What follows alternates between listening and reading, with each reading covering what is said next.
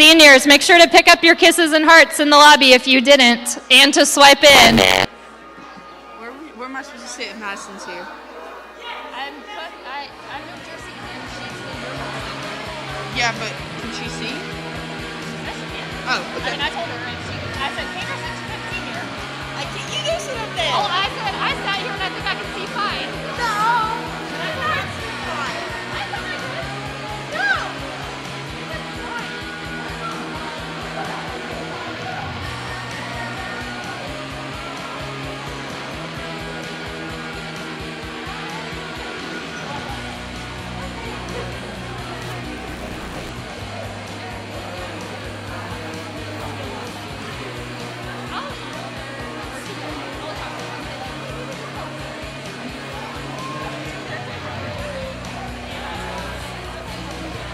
What can you not see?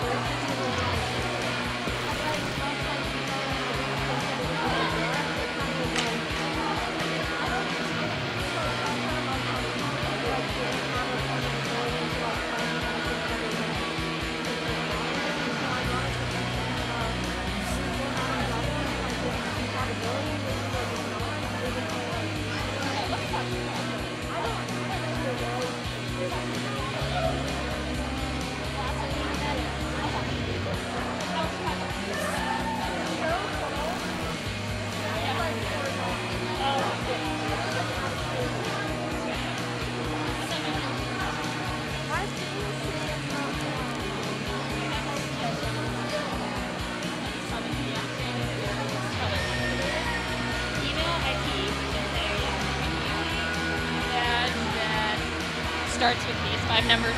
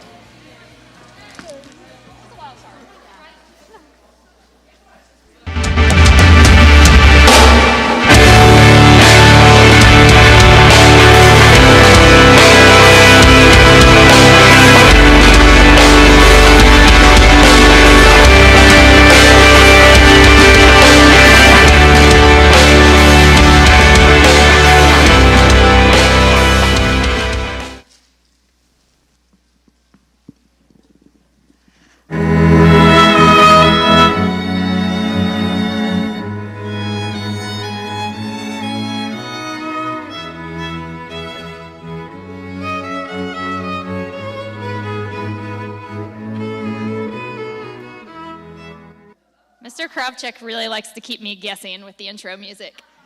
Welcome to chapel, everybody. We hope that you enjoyed your 4-day turned 5-day long weekend. We are really excited to have Got Talent acts from now all the way until spring break for your openers. We have 17 upper school acts, 16 middle school acts, and faculty, we need a little more participation. We've got 3 so far. So coerce your teachers into getting up here and performing. I know Miss McCarter can sing. I hear someone does acro yoga. So y'all lay the pressure on. There you go, Miss Talent. Okay, we will be kicking off the very first edition of this with Sarah Kalla. She will be playing piano and singing a song by Billy Joel. Seniors, you are in charge of being as loud as 600 people who are normally in here, so please, give us some good cheering and enthusiasm.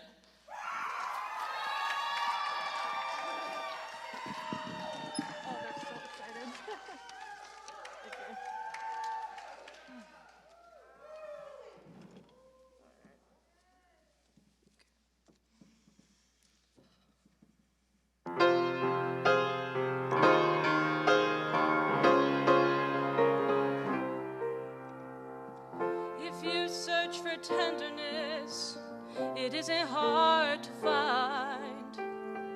You can have the love you need to live. And if you look for truthfulness, you might as well be blind. It always seems to be so hard to give.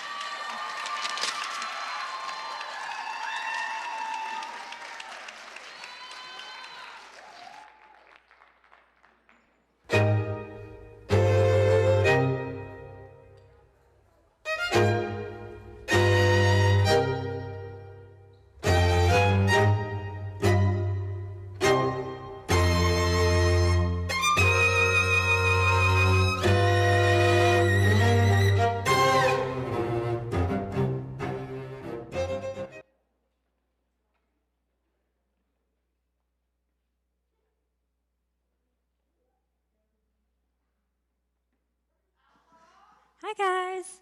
Well, that was amazing, but I'm really excited now to introduce 7th grader Alex Brumley, who's going to be doing the Napoleon Dynamite dance. So.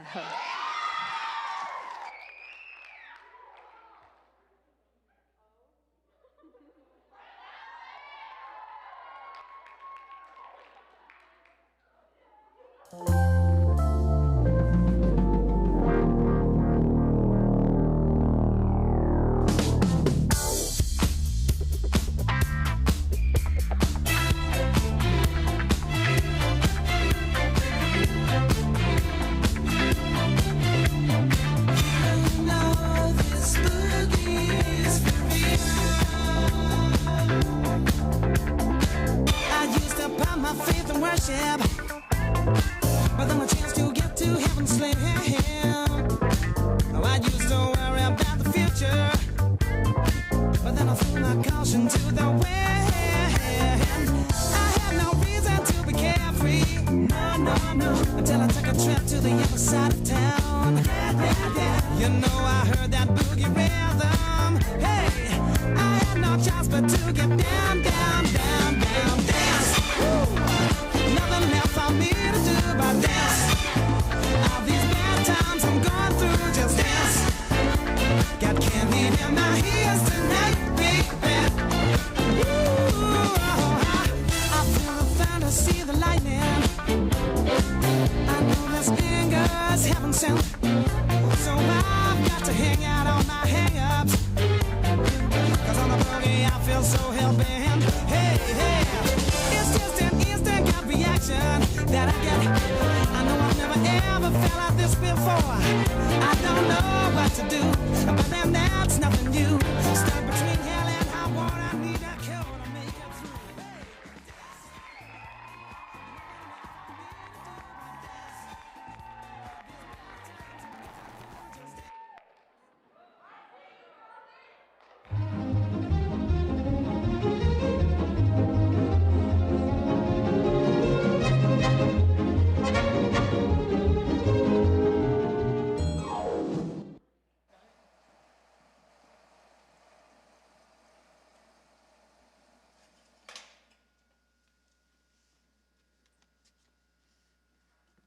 Wow, that was some talent right there.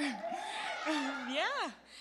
So I'm Claire Scotchy, and I'm a member of the varsity golf team, and I have an announcement for middle school golfers. So middle school golf tryouts will be from Monday, March 1st to Friday, March 5th.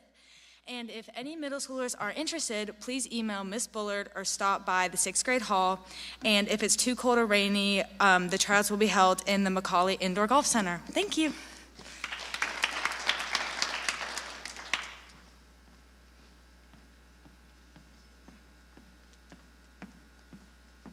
All right, huge shout out to Sarah and Alex for kicking us off today with their talent. Brave souls who go first. Okay, so here's how voting for this will work. Because this is going over 3 weeks, and it will be very hard for you to remember 3 weeks from now how much you enjoyed Alex being Napoleon Dynamite, Miss Outlaw and I will send out a Google form at the end of the day every day, and you will vote kind of like the Olympics on a scale of 1 to 10. On the acts which you just saw, at the end, the top 3 averages will be the winners. Make sense? So use your vote wisely. Don't call something a 10 if it's not a 10 because you haven't seen everything yet. But, if it's 10, go for it. So check your email. You'll have, 24 hours to get those into us. And if you just got inspired and you really decided that you want to perform now, reach out to me and Miss Outlaw, and we might be able to work you in. Without further ado, I would now love to invite to the stage. Oh, hold on, I need to open my phone. Suspense, wait for it. Here it comes. Amber Bailey to introduce her sister and our chapel speaker, Priyanka Sood.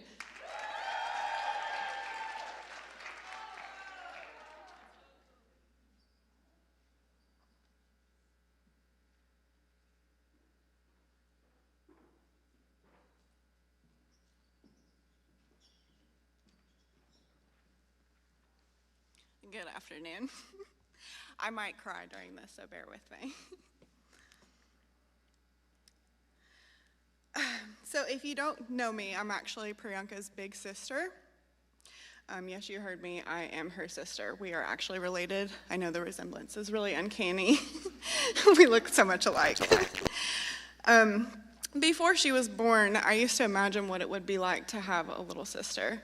And it seemed like it was always the same story of having my sister raid my closet and steal all my clothes, or go through my makeup and destroy it.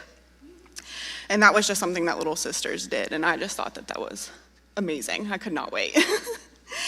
I'd also imagine that I'd be taller than my sister, and that I would have her looking up to me because I was the big sister, and that was how I imagined it. Turns out, though, if we skip forward 18 years, Priyanka's actually taller than me. She wears a bigger size shoe than me. And I get to steal most of her clothes because we are now the same size. Sorry about that, by the way. I think I have a pair of your jeans at home. Besides that, though, reality was far better than my imagination. I ultimately was blessed with the best little sister that I could ever have. It feels like just yesterday that you were wearing an Ariel costume all the time, and you refused to take it off. Or that I was dropping you off at elementary school, or teaching you how to play The Sims. We still play that too. And now you're about to go off to college and start your life.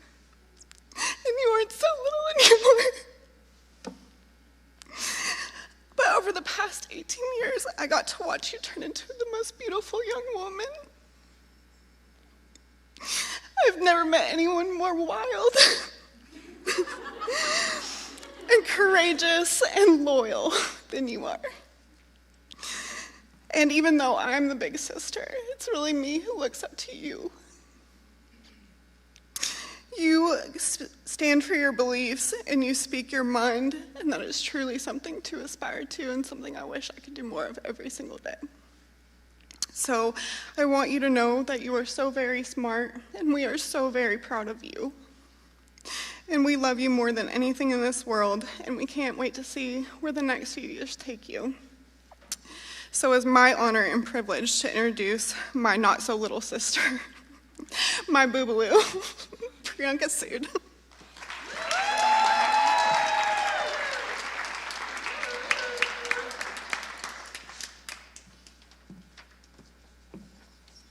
Thank you, Sissy, for being shorter than me and for that wonderful introduction. You know I love you. Anyway, also thanks to everyone for attending the compulsory Zoom meetings to listen to me today. It really means a lot considering the fact that I too often fantasize about what I will do once I get out of chapel. Anyway, today I'm probably not going to talk about myself or give anecdotes because I'm concerned I might have to exist outside of my own fathomable consciousness.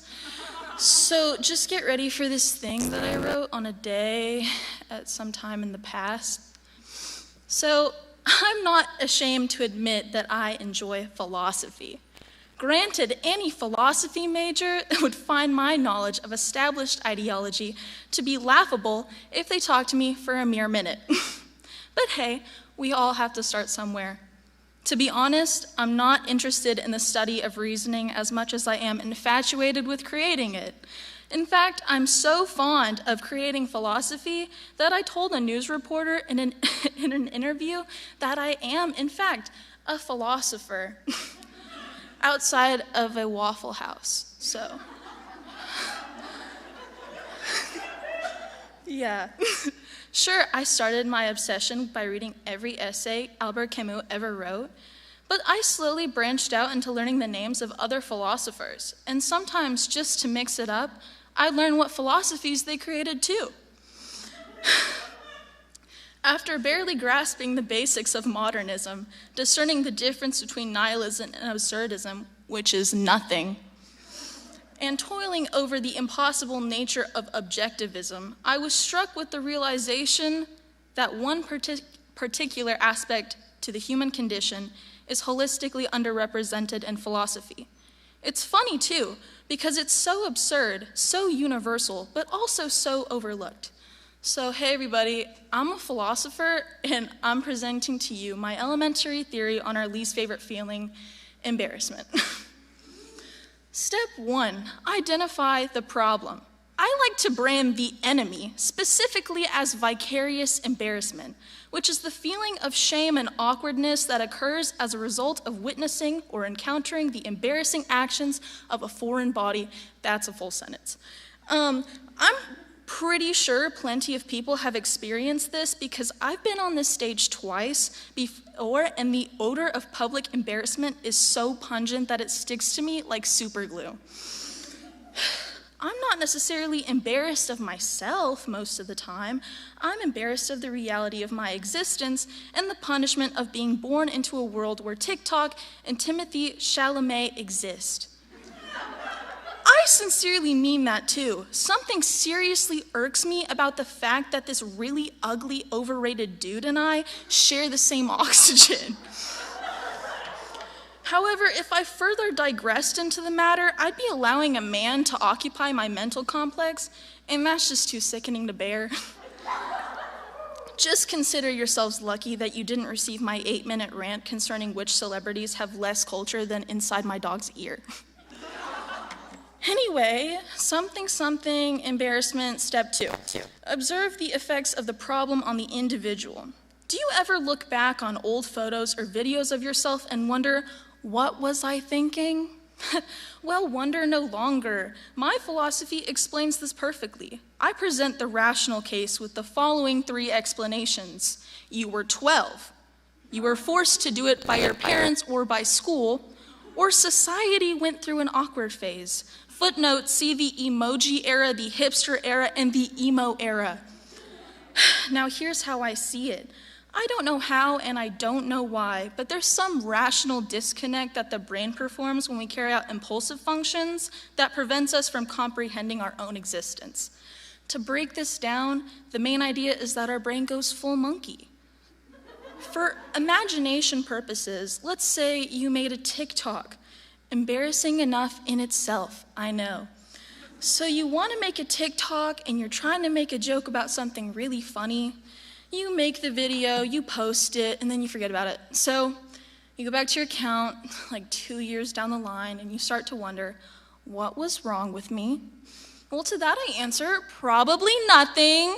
You're really just looking through a history book at this point. That person isn't even you anymore, so just forget about it. And this translates to all aspects of the past too. Just blame it on your gigantic ego and move on with your day, pal, unless you make TikToks. Now, we've covered the effect of embarrassment on the individual, but how does this enemy affect groups within society? That's step 3. The enemy, embarrassment, has been weaponized against these groups to contrast the purpose of life. I know I make fun of the hipster era of the internet.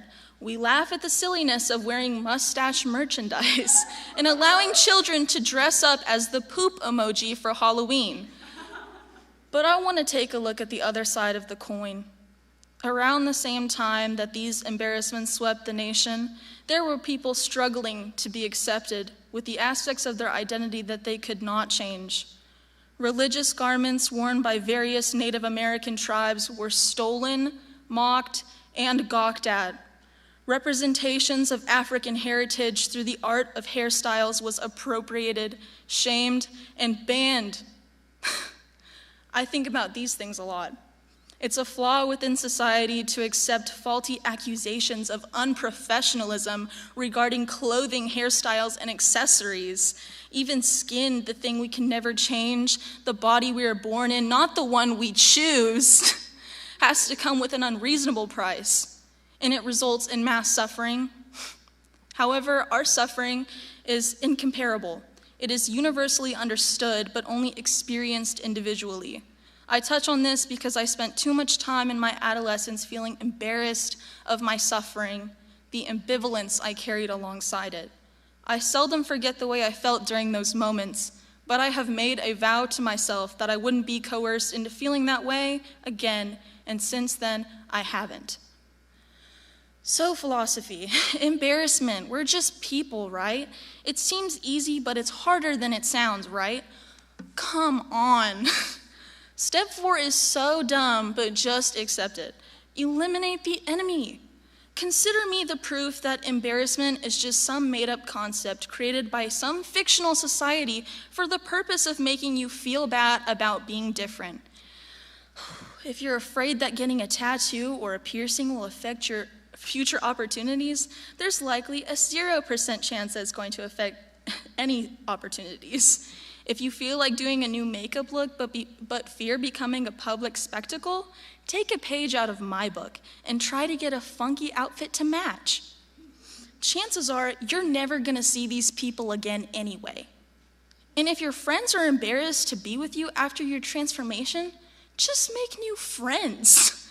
Life is too short to care about petty things. Embarrassment literally isn't real, it's fake. And I can see no tangible difference now between using a shopping cart in Publix and wearing a full face of clown makeup on the stage before you. Thank you.